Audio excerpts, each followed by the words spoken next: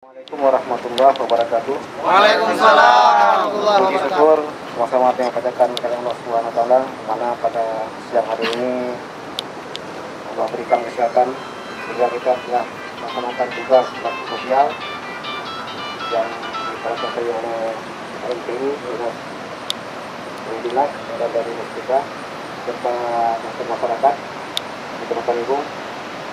Tadinya salam pada perempuan Nabi Muhammad Sallallahu Alaihi Wasallam.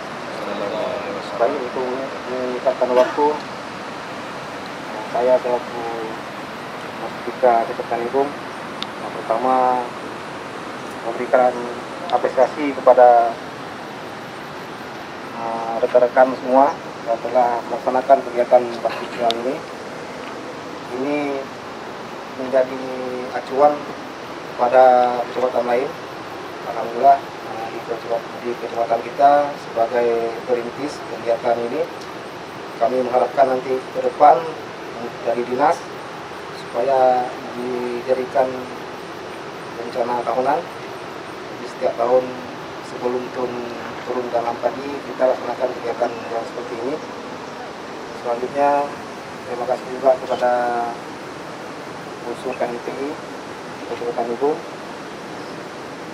dan semua rekan-rekan yang telah berada di sini.